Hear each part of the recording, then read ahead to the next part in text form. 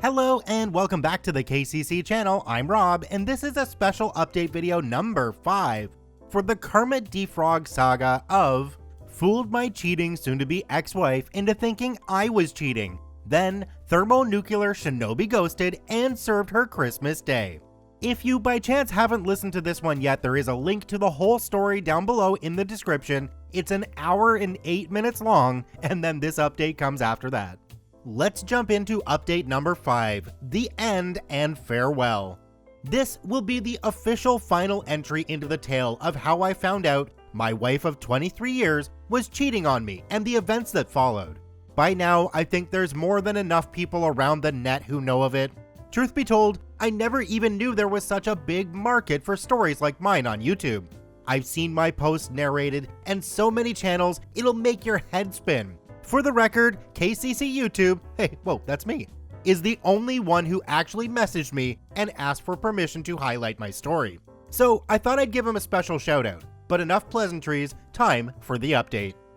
On April 13th, just 1 month ago, Sue officially became my ex-wife. I was initially told by my lawyer that it would go through on the 18th, but due in part to things here in New York City starting to open up with the lowering of COVID cases, it was pushed through a few days earlier.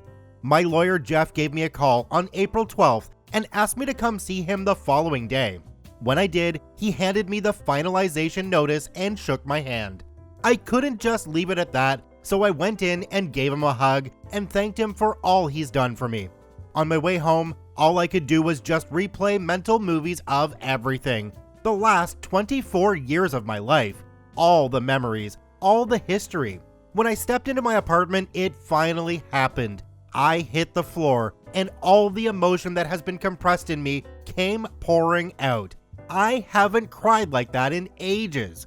But it wasn't a sad cry, not by any means. My soul felt like it had been set free after being held in the deepest, darkest abyss.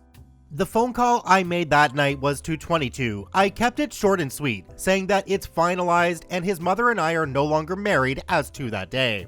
He asked how I felt. I'm sure he could tell in my voice I'd been crying, and I told him I was fine. 17 got on the phone next and we spoke for nearly 90 minutes. 22 and his fiance have been doing a great job looking after him, and he's still, like myself, going to therapy. I won't go into detail about what we spoke of, but I will say there's still a lot of work to be done, specifically with his view of relationships. Nina came to see me later that night as she always does, and obviously I gave her the news. She just wrapped her arms around my waist and held tight as yes, I cried again. Once I was able to compose myself again, Nina told me that no matter what, she will never betray me and loves me with all her heart. And I know every word of it is true. I might catch some flack for saying this as I don't regret the life I built with Sue. And despite all, she did give me 2 strong sons, but it's clear to me now I picked the wrong woman. Nina, in the 4.5 months, has given so much and asked nothing in return. All she asks of me is to be there for her. I don't want to drone on about her for too long, but she truly is my hero. There's also some other interesting events that came to pass following the divorce finalization. Case in point, POS actually reached out to me. Yes, he actually sent me a message here on Reddit. Turns out he saw the story when it blew up on YouTube and immediately recognized it.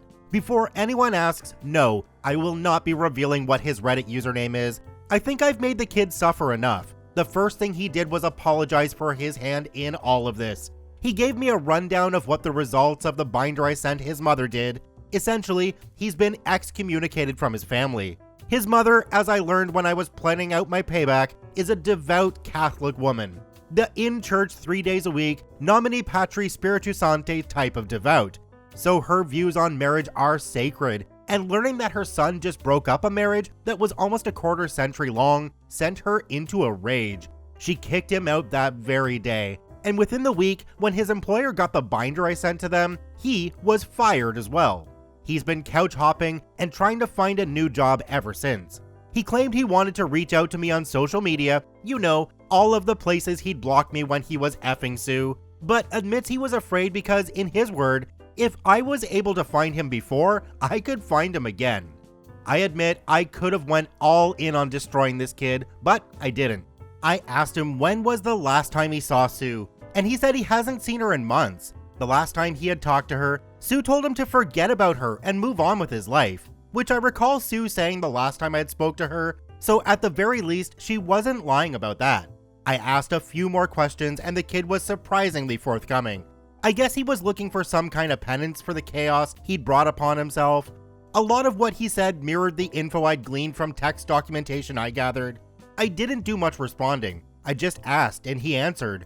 Convo went on for 20 or so minutes before he said again how sorry he was, and that's when I hit him with this.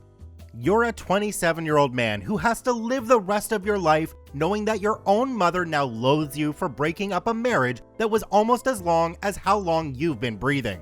I know you've messaged me because karma is eating at you, but I won't give you closure. When I was 27, I was building a legacy. Right now, you're a homeless, jobless homewrecker.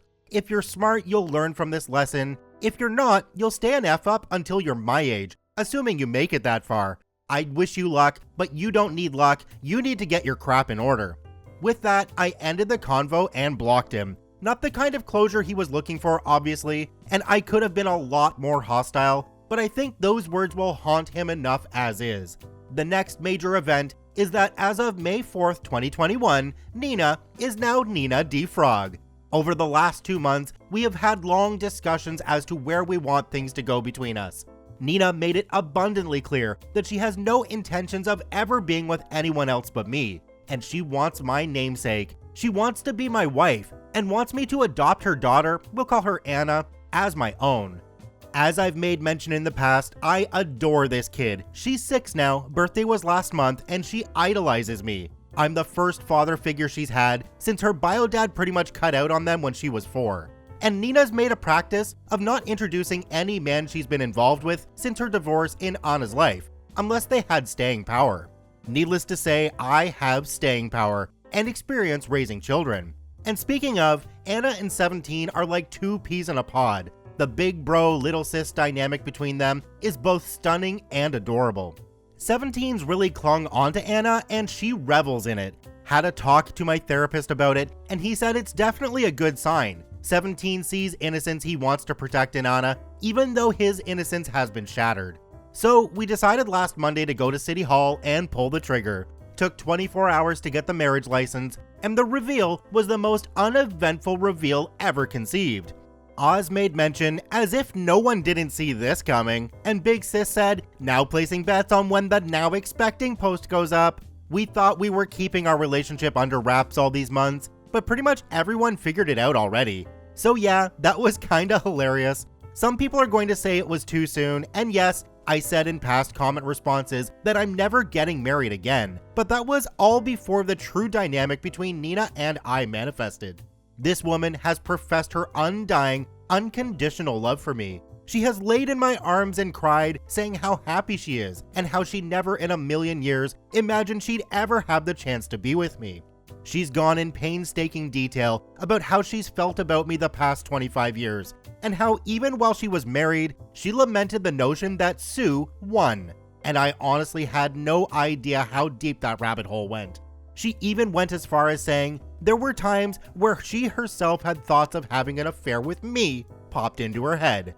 But she could never be that kind of person. And even so, through all the years I've known her, she has given me so much and asked so little in return. Even the woman I married and had 2 children with has never shown the amount of love to me that Nina has. I'd be a fool not to give her my name. So now she has it, and we're in the early stages of paperwork for me adopting Anna. And finally, there's Sue. I have not spoken to her since the last time I visited our marital home, which is going on 4 months ago. But mutual friends, the ones that are left, do send me updates from time to time. Through one of those friends, a realtor, I know that she sold the house and he gave her a job as a clerical assistant in his firm. And in doing so, waived the assisted payments I had to fork over as a result of her unemployment. She now lives in a small apartment close by his office, which he also helped set her up in. She's functioning, but a shell of the woman she was. She barely gained weight and keeps to herself. She comes in, does her work, and doesn't socialize with anyone but him. Likely because, her socializing with people from work is where this whole thing started. Last update I got on her was at the end of March, where I thanked him for looking out for her, but told him I don't need any more updates. She's no longer my problem.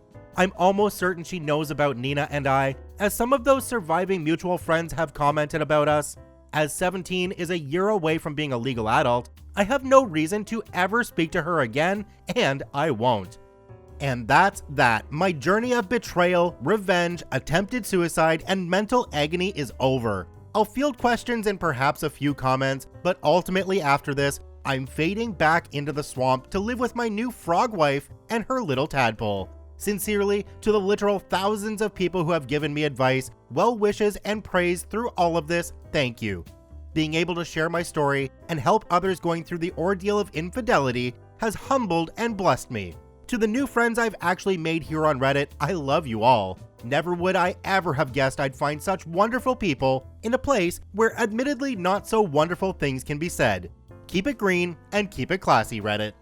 Well, Kermit, thank you so much for your story. Thank you so much for the shout out in this final update. Your videos on my channel, all 6 of them, have gathered over 670,000 views.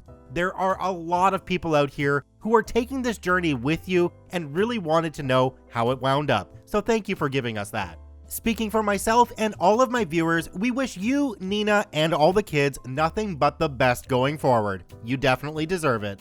Thank you to everyone here for watching and listening. There is a link in the description down below that will take you to Kermit's most recent update post. Please take the time to go to that post, leave a comment saying KCC sent you. I want Kermit to know just how many people this has reached. As always, have a wonderful day, and we'll see you in the next one.